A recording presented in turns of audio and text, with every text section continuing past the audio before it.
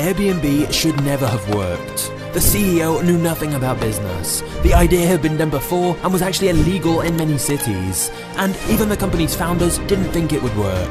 And yet, despite everything, Airbnb has become a billion-dollar company and one of the greatest business success stories of the digital age. They're the largest accommodation provider in the world, yet they don't own any real estate. So, how the hell did they do it?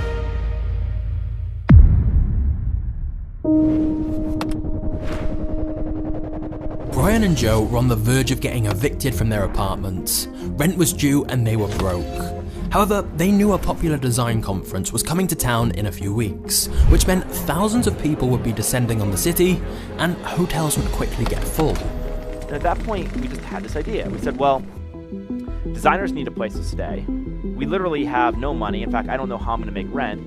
So we thought, what if we just created a bed and breakfast for the design conference? They had 3 airbeds they could blow up, and so they figured they'd try to charge people to stay at their apartment for the weekend. To advertise this, they created a basic website called Airbed and Breakfast using a free WordPress template. And, unsurprisingly, almost nobody took them seriously. But since hotels did fill up as expected, Brian and Joe managed to get a few people to pay to stay with them. And weirdly, it was great. They showed their guests around the city, took them to their favourite restaurants, and everyone had a great time. Brian and Joe made around $1,000 from the 4-day conference, enough to pay their rent, which bought them some extra time to try and come up with their real business idea. Airbed and Breakfast was not the big idea. We thought it would pay the rent. So we had enough time to think of the big idea. So Brian and Joe began trying to think of what their groundbreaking new business would be, since Airbnb was never meant to be a serious long-term thing. However, whilst trying to come up with new business ideas, Brian spoke to his mum, who was concerned he didn't have a job. "Mum, I'm an entrepreneur," Brian explained. But she just said, "No, you're unemployed." And she was right. Brian and Joe didn't have any groundbreaking new business ideas. So they instead went back to their airbed idea, which had been a lot of fun. And so they figured maybe other people want to make money renting out airbeds in their apartments too. So Brian and Joe recruited their old roommate Nathan, a computer programmer who would help them make a more legitimate and professional looking site, where people could make money renting out airbeds in their apartments. And so they relaunched Airbed and Breakfast, advertising it as a new lodging service for sold out conferences. But most people were very skeptical.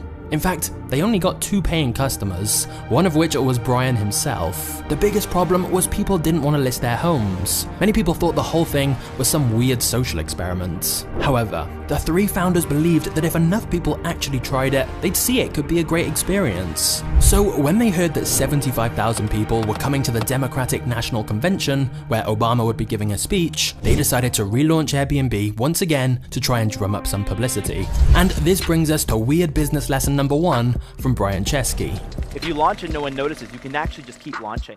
And so we just kept launching. Like, we launched, and like, people would keep writing about it as if we launched. And it worked. Right before the conference, they contacted every single blog and journalist they could to tell them about this new service they were launching called Airbed and Breakfast. Because it was quite a quirky idea, some people wrote about what they were doing, which caused some big newspapers to pick the story up as well. Soon, they had so much traffic that their website crashed, and PayPal banned their account for receiving too many payments too quickly, as people rushed to book apartments for the weekend that the conference was happening. But once they got those problems resolved, they were excited. Hundreds of people were listing their rooms on the site, and other people were booking them. They had proof this could actually work. The only problem was that as soon as the conference ended, people stopped booking rooms. They were back to square one with no customers. They needed to find a way to get people using the service all year round, not just at big conferences or events. But they were still very low on cash. So Brian spoke to one of his friends. He told me that there were these people called angels. And the first thing I thought was, oh my God, this guy's insane, he believes in angels. And he goes, no, they're angel investors. Brian had never heard of angel investors, but his friend explained to him that they could give him money to help grow the business, in exchange for owning part of the company. And so, Brian set up meetings with different angel investors, which went horribly. One investor they met at a cafe literally just got up halfway through and walked out of the meeting. The big problem was that their idea sounded so risky. Letting people rent out space in their house to total strangers sounded like it would end in disaster. and their business model involved taking just a small transaction fee on each deal. If you heard that investment pitch back in 2008, you probably wouldn't have invested either. So one after another, investors turned Brian down. Little did they know, if they had invested $150,000 back then, which is what Brian was looking for, today their investment would be worth multiple billions of dollars. It was literally one of the greatest investment opportunities, it's just nobody could see that yet. So Brian and Joe had to take on credit card debt instead, just to keep the business afloat. They really felt there was potential with the idea, but seemingly nobody else did. They had a service nobody was using, and it was going to take something incredibly unlikely to save the company.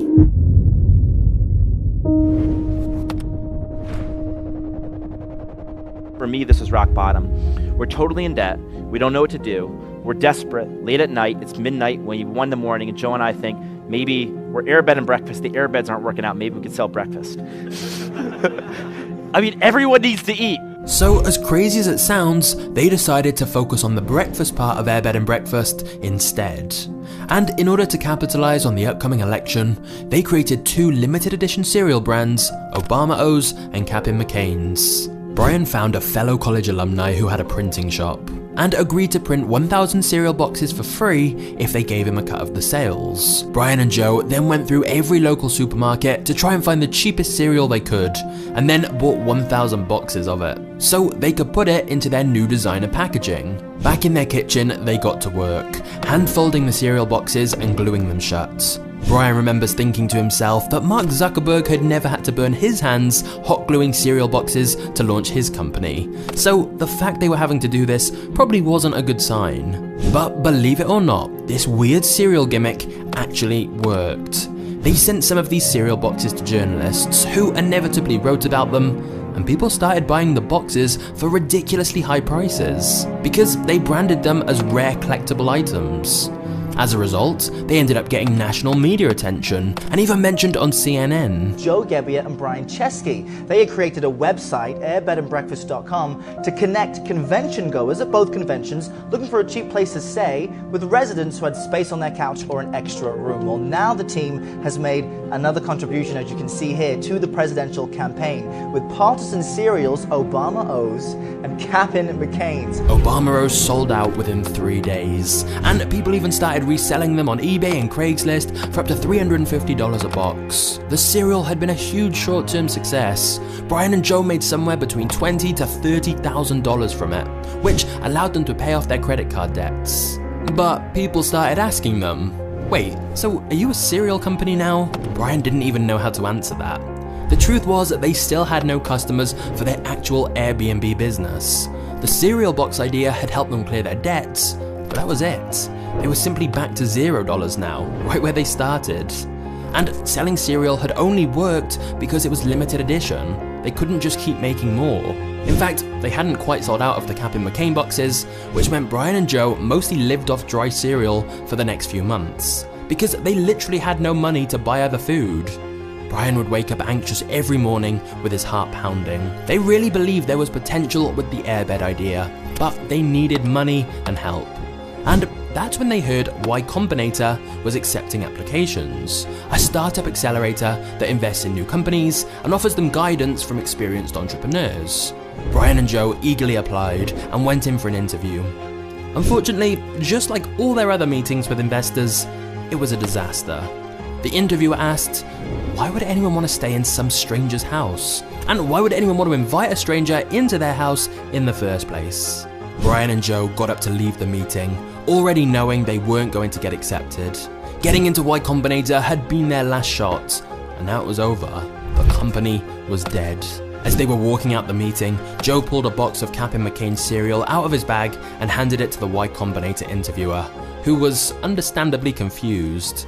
Joe explained they'd made these to raise money and get out of debt.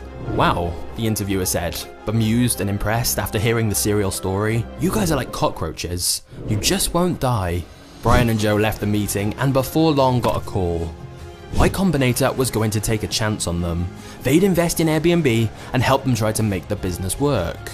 Brian was shocked. The interview had not gone well.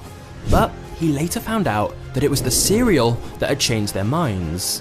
They said, if you can convince people to pay $40 for some cheap cereal, maybe you can convince people to sleep in other people's airbeds. This is actually a common theme with investors. They're often investing in the founders themselves rather than the idea.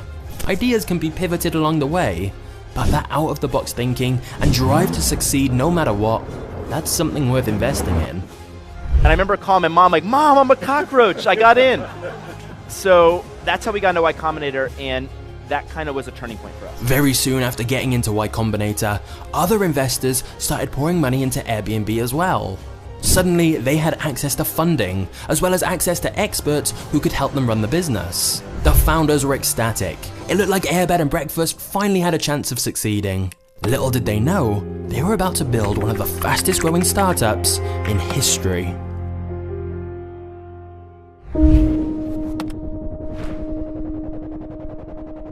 Shortly after joining Y Combinator, the Airbnb founders had a huge revelation. They'd been thinking way too small. At the time, their service was called Air Bed and Breakfast, and their rules stated that you specifically had to rent out an air mattress, even if you had an actual bed to spare. Not just that, but the host had to be present at the house so they could provide breakfast. So they finally decided to get rid of all these restrictions and shorten their name to simply Airbnb, and almost immediately, demand increased. Another key realization was that users were terrible at taking nice photos of their apartments. So Airbnb agreed to send out professional photographers to help people take better pictures of their homes, which was expensive for Airbnb, but it paid off massively. Bookings for properties soared once the photo quality increased. 50 bookings a day, 100 bookings a day, 1,000 bookings a day. Momentum was building fast. They even started getting quirky listings, like you could stay in a treehouse, a castle, or even an igloo. And this helps explain why Airbnb suddenly started to take off. Many people had become tired of the mass commodification of hotels, where every single one looks the same. For example, you could be staying in Egypt, and it would look identical to a hotel room in your own country. And yet, people craved that authentic experience. They wanted to fully experience the country's unique culture and live like a local. And Airbnb allowed them to quite literally live like a local. Rather than just staying in busy tourist areas, you could move into a local's home. And sometimes they'd be there as well to tell you about the city. Now, when discussing Airbnb, some people point out that the idea of short-term rentals wasn't actually new. There were sites like Couchsurfing, HomeAway, and even Craigslist. But another one of the key reasons for Airbnb's success was that they focused on making the whole process much more user-friendly. Airbnb worked hard to make the design more sleek and modern, so it felt more professional. And they also focused a lot on their review system, where both the host and the guest would review each other to make the site feel more trustworthy. Airbnb then poached customers straight from their competitors. They created software to automatically email anyone who posted their property on Craigslist, asking them if they wanted to list it on Airbnb as well. Plus, Airbnb's timing was perfect. They launched right after the 2008 recession, when lots more people wanted a way to make some extra money by renting out spare space. And travelers wanted cheaper places to stay, so Airbnb simply matched these two groups together. Airbnb also invested heavily in technology. For example, using machine learning and AI to match people to the most relevant listings based on their own tastes and booking patterns. They also built an extremely robust payment system to manage payments between buyers and sellers without relying on a third party, thus making Airbnb's platform a fully self-contained system, which again felt more secure. But the biggest reason of all for Airbnb's sudden rapid growth is that Airbnb has truly global network effects, meaning the more people who list their place on Airbnb, the better the platform becomes to anyone who wants to travel. And of course, more travelers using the site leads to more people wanting to list their home there, so you start getting this exponential growth. And once Airbnb had their system built, it was very cheap and easy for Airbnb to expand into other countries, as the same platform could be used everywhere in the world.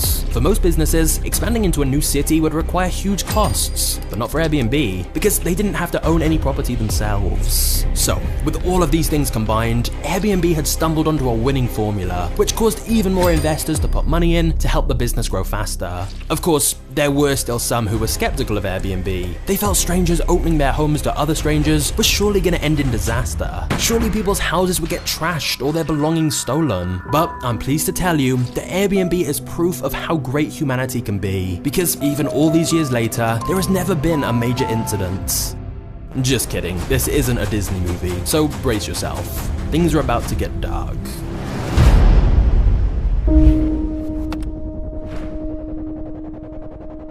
EJ was a freelancer who decided to rent out her apartment on Airbnb while she went away on a trip.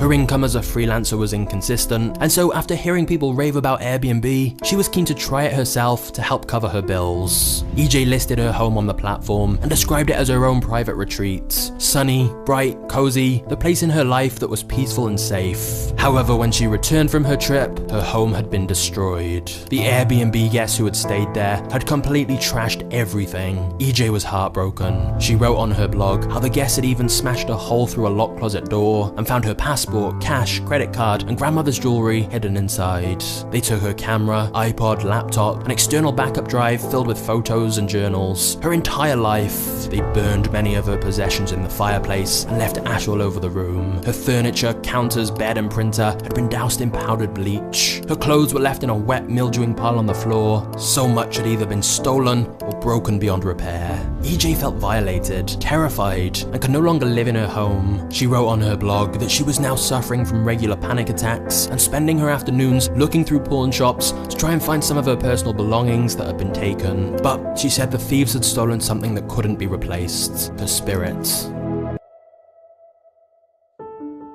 EJ's post was soon picked up by multiple news sites, and it went viral. At the Airbnb offices, the team had no idea what to do. Some felt they should admit that it was their fault and try to publicly make amends, but others worried that admitting responsibility would open them up to all kinds of liability in the future. Airbnb's legal team urged Brian to be extremely careful about what he said and try to deal with the matter privately and quietly. Initially, Airbnb was slow to react at all and released quite a generic statement saying they'd been in close contact with EJ, which she later said wasn't really true.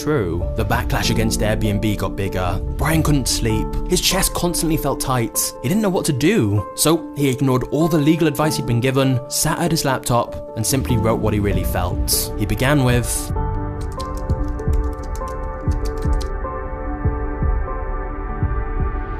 Brian went on to say that Airbnb had let EJ down and announced a $50,000 guarantee protecting hosts against damage, effective retroactively as well, meaning EJ would be fully reimbursed with lots of extra compensation on top as well. He announced a 24-hour customer hotline and said they were doubling customer support. These changes would be incredibly expensive, but it was a defining moment. Airbnb was going to fully support its hosts and tried to go above and beyond what was required. In the long run, backing hosts like this was crucial for Airbnb's success, and so the gamble paid off. Unfortunately, just as one crisis got solved, an even bigger one was just beginning.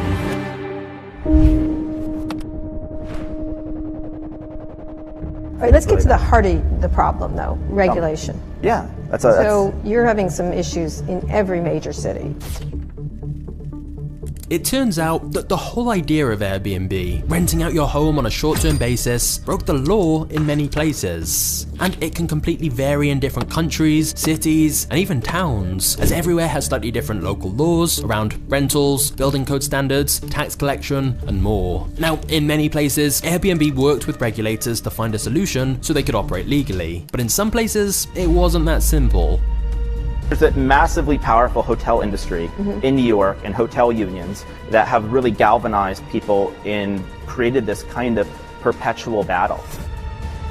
New York is just one example of a very high-profile city where Airbnb has faced huge opposition and restrictions. Another was Berlin, where in 2016 it became illegal to rent entire homes and apartments for short periods, and citizens were asked to anonymously report rule-breaking users who were using services like Airbnb. However, part of the reason Airbnb has faced a lot of pushback in some cities is that the people who profit most from Airbnb are not locals wanting to make a little extra cash renting their apartment out, but instead private landlords with multiple properties. Because you can make much more money selling a couple of nights at a time on Airbnb than you can renting out a property to one single tenant for several years. But because of this, many feel Airbnb has removed housing from the market for long-term renters, driving up rent prices even further. Some locals feel they can't afford to live in their own city anymore and blame Airbnb for that. Data from AirDNA showed that of the 1.1 million Airbnb listings in the US, around 600,000 are from hosts that have at least 2 other listings. and the top hosts have anywhere from 9 to 272 different listings. There's one single user who raked in $6.8 million via Airbnb, and so the bigger Airbnb got, the more the conflicts grew. Many landlords were very unhappy with their tenants subleasing and started specifically banning Airbnb guests. In some cases, they added cameras to try and catch tenants who were renting out their home, and as a result, some Airbnb hosts started telling guests to pretend they were relatives who were visiting instead of paying guests. It was a constant ongoing battle, and in 2016, Airbnb actually sued New York City and San Francisco because of new legislation they introduced that imposed big fines for both Airbnb and its hosts if they posted listings that violated the short-term rental laws.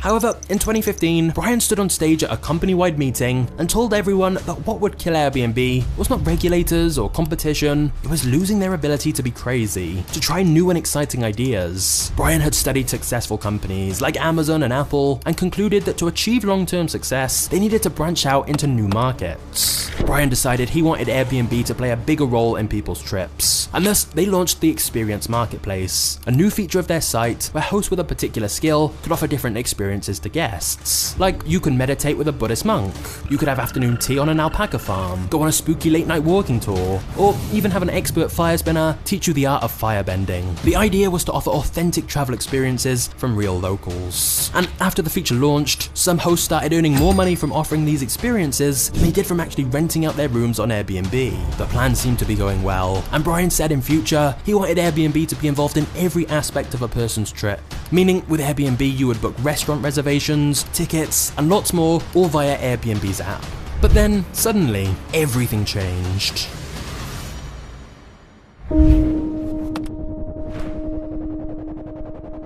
A SARS-like virus, which has infected hundreds in China, has now reached the United States. COVID crisis has impacted so many industries this year as the virus forced businesses across the country to close their doors. So overnight, Airbnb went from being the Silicon Valley unicorn to business that is in distress. Bookings in Europe alone went down 80%. What Airbnb will look like after the coronavirus pandemic, or whether the company will survive at all.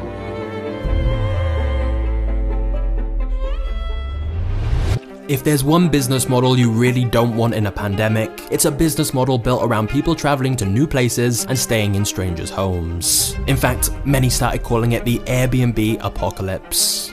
We got more than $1 billion of cancellations by guests, requested cancellations. So what happened is the pandemic hits, people can't travel, and a whole bunch of people cancel, right? Because they have cancellation policies. There were about $1 billion of requested cancellations, but the host wouldn't let them cancel. So we had to make a decision. Do we override the host cancellation policy or not? It was an incredibly difficult situation where guests wanted refunds, but hosts didn't want to cancel and lose their money. Eventually, Airbnb sided with guests and let people cancel, since they figured from a health and safety standpoint, this was the best option. But of course, Airbnb hosts felt betrayed by this. So in response, Airbnb created a $250 million fund to give away to Airbnb hosts to help cover some of their lost revenue. For Airbnb, giving away this much money was certainly not ideal, since they were barely making any money themselves now that people weren't traveling. They'd lost 80% of their expected business because of COVID. So it was time for a drastic change. So we pivoted the entire company to nearby travel. Basically, because international travel was mostly restricted, the new plan was to focus on people wanting to rent somewhere nearby. And since a lot of people during COVID were desperate to get out of their own home, Airbnb saw a huge increase in new bookings once they started focusing on nearby listings instead. So whilst many thought the pandemic could really crush Airbnb, it was really the hosts who suffered more. In particular, the ones with multiple properties that were just sat completely empty during lockdowns. Sure, Airbnb lost out on some booking fees, but they weren't paying any maintenance costs on empty properties because they don't own the properties. However, whilst in many ways Airbnb's business model is brilliant, some are still wondering if it's actually sustainable long term. Because Airbnb has yet to report an annual profit since Brian and Joe launched the company 12 years ago. In fact, it's been warned they may never be profitable. So, whilst Airbnb have managed to survive so many challenges, from homes getting destroyed, to legal battles, to a global pandemic, and so many more controversies, some wonder if the biggest problem of all for Airbnb is simply that their core business model might not be profitable undeniable. The truth is, that still remains to be seen. But what is undeniable is that Airbnb is a modern day rags to riches story. It's quite amazing when you stop to think about it. Airbnb exists because two guys couldn't afford to pay their rent. Even Brian himself admitted the whole idea was a weird 1 in a million shot that pretty much nobody except his granddad thought was a good idea. And yet, him and his two co-founders somehow built this giant global company. Brian was even named as an ambassador of global entrepreneurship by Obama, which was a bizarre full circle moment given that Brian only managed to save Airbnb by making Obama-themed cereal to raise money to pay off his credit card debts. Very few companies have seen such rapid growth as Airbnb, although there is one company that comes to mind that's even more controversial than Airbnb, which is ByteDance, the Chinese company who created TikTok. If you want to watch my video on the story of ByteDance and TikTok, you can check that out by clicking right here. But first, I want to tell you about our video sponsor, Brilliant.org. Brilliant's philosophy is that learning shouldn't be about sitting in boring lectures and memorizing information for a test. It should be about actually solving practical problems yourself, which is a much better and more fun way to learn. That's why Brilliant have an extensive catalogue of interactive courses to help you learn a wide variety of STEM subjects and other incredibly useful skills, including software development, statistics and finance, engineering, and many, many more. You can just pick any course you're interested in and get started at your own pace. A great example is their statistics course that helps you learn how to make the best decisions when you have limited information, a skill that's incredibly helpful not just in business, but in all areas of life. So if you'd like to try out Brilliant for free, click the link in the description below or visit brilliant.org/magnates, and the first 200 people get 20% off an annual membership. Thanks for watching to the end of this video, you are a legend, and I'll see you soon. Cheers.